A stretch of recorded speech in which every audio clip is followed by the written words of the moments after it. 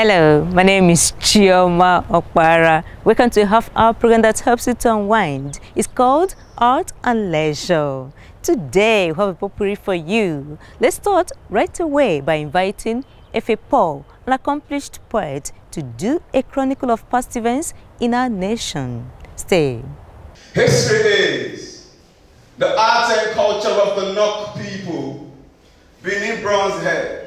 Fulani empires that sprawled from the caliphate in Sokoto to the dusty lands of Sudan, Yoruba monarchies and deities, Igbo republican systems of government, independent nations and civilizations pre-colonization. History is the Royal Niger Company, the queens incursion into new territory, King Jaja of Opobo, the king of Koko, spears raised, swords brandished, guns blazed, rebellious native chiefs vanquished, indirect rule, 1914, amalgamation, north-south, Lugard, Niger area, Flora Shore, Nigeria. History is Awolowo, Azikiwe, Ahmadu Bello, the Constitutions, 1956, Enahoro, the motion, independence, the birth of a promise and the abortion thereafter is history. History is British conducted elections that gave off the whiff of a rat, the 1963 census figures, the Southerners disputed the math.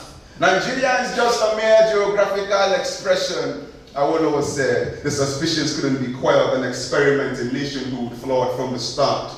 History is the horse trading and the betrayals that followed. Yesterday's politicians whom today we remember swallowed tomorrow. Samuel Akintela's veiled alliance with the NPC. Obafemi Awolowo was in feigned defiance of how things had come to be. The UPGA versus the NNDP, 1965 Western Region elections. I won, no we won, no they won. Thugs, cudgels, guns, blood, bodies, death. Wow, wow, West.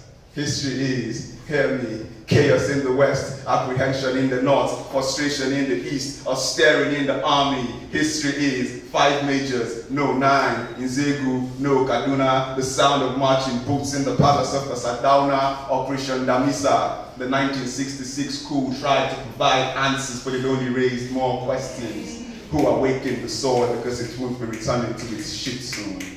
And the soldiers won't be returning to the barracks either. The nation teeters on the edge. Daughters of the East, beat your breast, let your cries rend the skies. The blood of your sons wash the streets of Kano. The heads of your fathers roll down the hills of Zaria. The womb of your mothers give up your unborn cousins. Your general and his hosts have been slain in the West. It's July 1966, the North takes back its own pound of flesh. History is futile negotiations to forestall the coming madness. Aburi, the declaration at Ahira, the launch of Biafra, the start of the war, and the end of millions of civilians, hundreds of thousands of children who died from Kwashoko. No victor, no vanquished. That was the one, but what the Igbos on lingers the anguish. Time will fail me to tell of the fall of General Gowon, the Middle Belt conspiracy, Dimka, and the bullets to the head that extinguished the spark that was Murtalamo Hamed. Enter General Olusegun Obasanjo. The Second Republic, 1983. History repeats itself. The UPN versus the NPN, Ondo governorship elections, widespread rigging, senseless mayhem, military interregnum. A chapter quickly closes on the Second Republic and another opens with coups and counter-coups, ushering in Babangida with his economic theories imported from the West, sparking student riots and unrest, institutionalized corruption, a phantom election, its annulment and the deferment of hope. 93, Abacha, Abiola, 1998, death by tea, the Fourth Republic, and here we are, in a democracy that's anything but for the people, an economy controlled by political bandits and Western-trained technocrats, cocooned in high-rise glass houses, spinning abstract policies to alleviate widespread sufferings they can't feel. History is the rise and rise of an army of angry youths that can't deal with the long shadows of despair the past cast on their future. Fingers constantly on keypads, spewing venom, they swear revolution. Will they change the course of history? Yes, no, maybe. History is what we forgot, what we must remember, what we must redefine for the sake of our children. Now, then, forever, what will you do? History is a desperate poet in search of his muse. This poem has gone on for too long. Sorry, folks, I didn't mean to bore you. Thank you.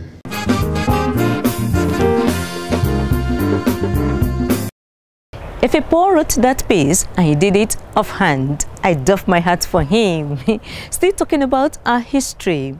Abeokuta has firsts in many ways. The first hospital, the first mosque, the first bridge across a river, the first market, the first police post, the first abattoir, the first sawmill, the first motor park, the first newspaper was published in Abeokuta. The first woman to ride a bicycle and drive a car is Mrs. Olufimilayo Ransom Kuti, Fela's mom. All the things I mentioned and more are contained in a coffee table book titled Abeokuta Beyond the Rocks. Stick around for more. Abeokuta Beyond the Rocks is a book comprising pictorial stories of Abeokuta from 1830 to 2014. It was written by Hakeem Adeneko. I went with one of my uncles. We went for a business meeting in the US in 2009. And where we went was North America. We called that place Washington, Seattle. It's about 7 hours by air from New York. When we finished our presentation, our business meeting, the president of the corporation now said, Hakeem, I love your presentation. I will give you this book. At least do. Because I told him that 7 hours from New York, within America to Washington, Seattle, it was a long journey for me. So he now said, okay, this will keep you busy. I took the book while on board, I was reading, and I was just seeing similar things about Abeokuta because I grew up in this town. And I won't say I know the nooks and crannies of Abeokuta in totality, but I know that I know Abeokuta. And I started seeing some things that we don't keep record in Nigeria. I know Abeokuta has this, Abeokuta has that. And I started noting down. When I got back, December 2009, I called some of my colleagues in the office because basically I'm into advertising and branding. And I said, do you know something? We can do something like this. They said, this must be a big work. Well, along the line, with God, all things are possible. We started putting ideas together, and at the end of the day, we are here. Hakeem Adeneko, an advertising guru, worked with 25 people on this. It took them 5.5 years to accomplish. For the next generation, we need to keep the record for them. And for us to sustain our heritage, this is one of the veritable vehicles for us to use. Egba people and their well-wishers are here to celebrate their rich history. Their anthem was performed by the state cultural troupe.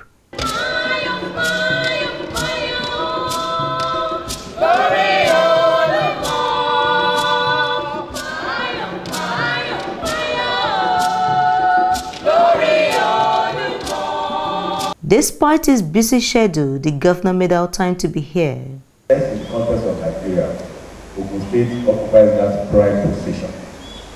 In the context of Ogun State, Abeokuta, Yomi occupies another prominent position. And even before the advent of Nigeria as a nation, our forebears have their own government. The and in fact they were the first to even put resources together. They were the first to access even developmental loan from international community. Oba Adedotu Aremugbadebo III, the 10th Alaki of Egbaland, was the royal father of the day. This town that is named after a rock, and people say, what is in a rock? Everything is in a rock. In the Bible, they tell you about the rock of ages, Arubu Ojo, the rock on which whatever you build will never collapse with the storm, with the wind, with rain. Come rain, come sunshine. The town will still continue to stand. Abeokuta Beyond the Rocks is a well laid out, colorful and engaging compendium of the rich past, present, highs, lows, brightest and best of the ancient city. We have a very similar culture. I'm from Benin City, which is rich in culture and history. When I was in school, I was told the best water supply in Nigeria, Abeokuta and Benin City. I found this cover very interesting. Will I call it Sunset on Abeokuta? Because it's a very, very, very, very beautiful cover. And if you compare anywhere in the world, this book will stand anywhere in the world as one of the best coffee table books. I'm very impressed. Abeokuta has been known as first in many things, but I will, one of the things I will not agree with you, that the first church was not in Abeokuta. The first church was in Benin City. It was a Catholic church by the Portuguese. And the church today in 1754, and the church today is called the Holy Arosa, which is the church the Oba attends. That's the first church in West Africa. It became as a Catholic Portuguese church. So we are not first there. Hakim and his team worked at different times of the day, early morning, afternoon, and evening for the realization of this dream. They believe that no foreigner can tell the story of the bars better. Get some resources together and commission this kind of publication on every local government in this place. Because the book, so as Abeokuta, will never, even if our team were to multiply in 100 places, will never be able to capture the whole of Abeokuta. Never be able to capture the whole of a state. This coffee table book was printed in India. Many rated world class. Abeokuta is a great city, and I'm very proud to be a son of this city. I'm very proud, Kabesi, to be your subordinate, and I'm very proud of the potential that is available in this state. I want to thank Hakim Adeneko for this wonderful job he's done, and I hope your effort will be the beginning of it all, and we'll be able to have more of these coming up.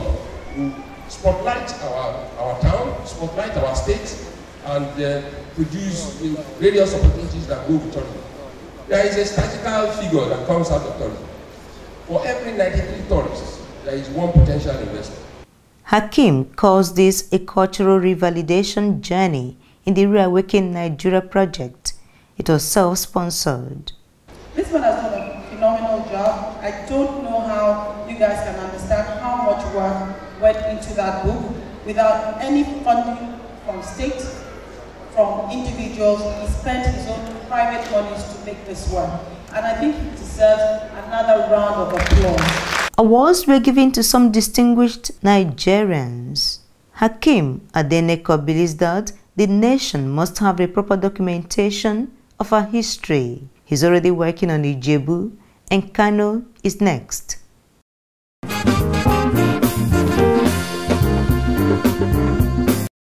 Welcome back. Hope you enjoyed that. Now let's go to a studio to see how an artist prepares for a solo exhibition. Let's go. Ridwan ADK Oshinowo has practiced visual arts for more than 2 decades. He's preparing for a solo exhibition which he titled Seeds of Peace, the Sower and the Envoy. If God could mention quite a number of things in the Holy Book that has to do about peace, then why are we not implementing it? Why are we not imbibing what God actually mentions in the book, in the Bibles or in the Quran or in other books? I'm working on a painting that I titled Peaceful Coexistence. And of course, Peaceful Coexistence is one of the art pieces that I'm going to exhibit by God's grace in August. Here is a landscape. The medium I'm using here is acrylic, a landscape format with a seascape scene. On the water, we have what we call lily leaf. So I'm just trying to illustrate a kind of a peaceful coexistence among these leaves on the water to kind of to interpret the way actually we should live, among ourselves. Most of these art pieces are scripture inspired. For example, that's one of the sayings of the prophet that titled The Greetings of the Blessings, that says, and the slaves of the most beneficent that of Allah are those who walk on the heart in humility and steadfastness, and when the foolish address them, they reply back with the mild words of gentleness. I do with Qurans and books of the prophets to draw my references, because I don't just want it to be, because whatever I put up, I have to put the reference there so that people can refer back to it. You can refer, or you can check the Qurans and to see that, oh, truly God has actually said this. He's employed different media and has also carefully chosen colors that depict peace. Now, so far, I have been able to work with acrylic, oil, pastel, gouache, then mirror. I'm a muralist. I work on mirror. I've had quite a number of work I've done on mirror. And then likewise, mixed media.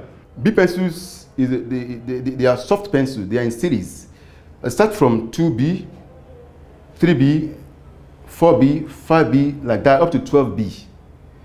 And the higher their number, the softer they become. So these are the materials that, and I mean, these are the pencils I normally use. Not, no, we have factorial pencils, we have all that. But our own pencils, they are B-shaped pencils. So we have them in different sizes. And you use that to start a work and to finish any work as well. We have flat brush, we have round brush, we have slanted brush. Like this slant brush now, I normally use to write calligraphy. If you look at the mouth, look a little bit slanted compared to this straight one. This is very straight. This is very slanting. So this is good for me to do any writing in terms of calligraphy writing. There is under brush, the simple brush, and if you want to put some finishing, some work, these are the brushes that you need to use. And if you want to create strokes, very slash strokes and a very pentalic effect, you need to use the flat brushes. And these are the brushes, I mean, different brush with different functions. Like this is a background brush as well. This 3 inches brush. We normally use to create or to prepare the background of any painting. This is a palette knife that's used to mix your to create the shades of colors. I have one some of my paintings are in white and grayish color and all that to really show coolness, peace, and all that. And likewise, the other tertiary colors that I use as well that actually to portray peace. This is about flora, different flowers combined together to show beauty. What I'm trying to say here in this painting is to show, look, God is beautiful. So why are we now behaving other way around? This is another medium that I'm featuring in my next show. I work on a plate, a kind of a transfer to a plate that we call sublimation. We call it sublimation because the process at which it's being achieved is called sublimation. The title of this art piece is Muhammad, the Messenger of Peace. This is what they call mixed media, the simple term of an artist. It's a mixed media in the sense that we have two combinations. We have the flat, the background, and we also have a kind of relief on it. He has a little over a month to prepare for the exhibition. This solo outing has received the nods of art enthusiasts. My foundation actually believes in anything that is useful to the community, to the nation, and particularly to Islam. So if there is any individual or group that actually wants to portray anything that will be useful to the community, we give our support. I'm a Muslim, and every Islamic venture affects all the Muslims wherever you may be in the world. And it's a pride, it's our culture, and it's something that we are all proud of. So exactly what I'm involved in. Islam frowns at figurative painting, but it promotes peace in its entirety. There is no religion that doesn't talk about peace, and that is why this theme is very timely, especially now that there are lots of misconceptions. Once they see a Muslim, once somebody is fighting, they will say it's this. It's not so. It can affect anybody. The people being killed are not only Muslims. They are killing Muslims, they are killing Christians, they are even killing non-believers, which shows that it's not a particular set that is committing these unpeaceful acts. So we are using this medium to propagate that peaceful idea, peaceful coexistence, and we hope it's going to achieve a lot. Seeds of Peace, the Sower and the Envoy will be a week-long event. It will take place at the National Museum from the 30th of August to the 6th of September 2015.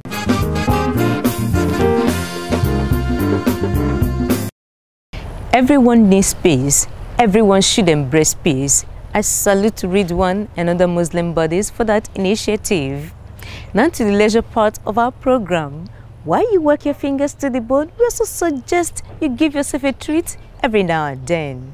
Let's show you one of the ways to do that.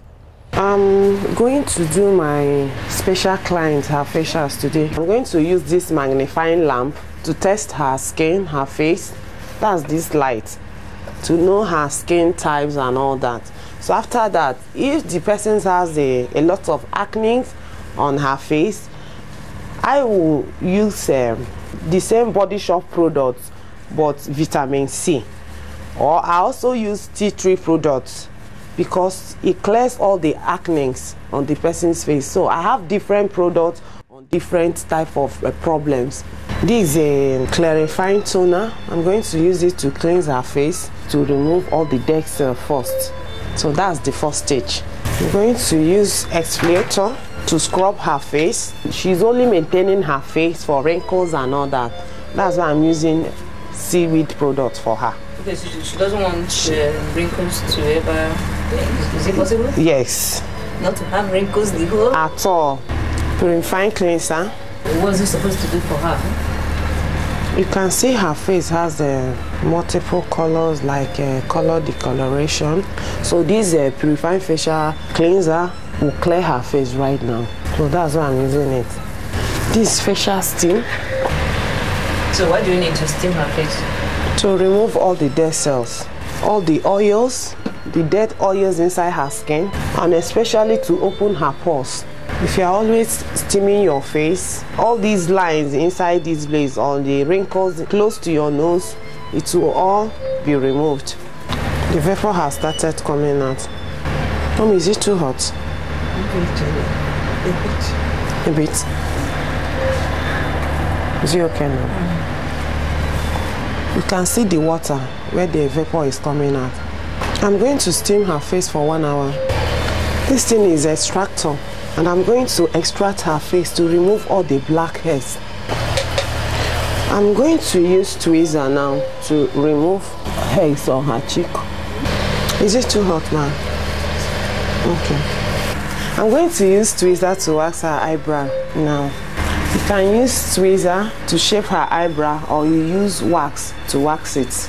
But you know, men also do facials. Yeah. So if he's a man, would you still do this? Yes.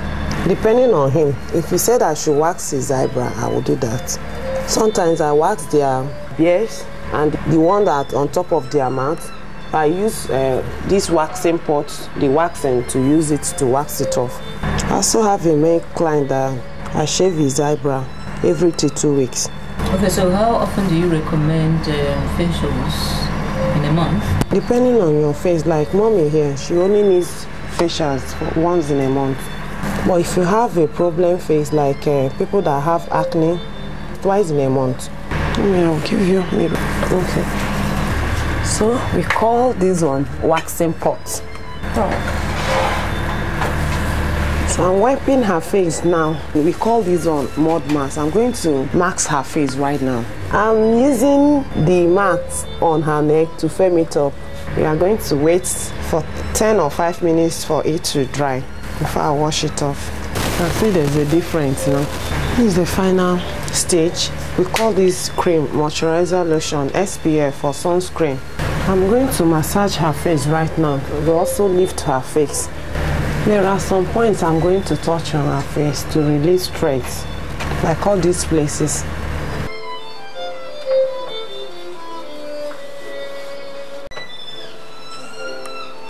And here. I'm also lifting her face at the same time. I'll also massage her head in case she's having headache. Okay, we are done.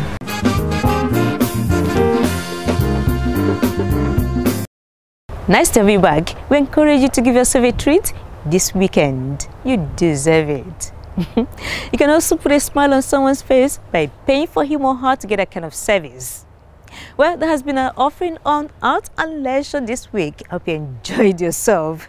If you missed any part of the program or you want to watch it again, yes, you have the opportunity to do so. Just go to www.artandleisure.com.ng.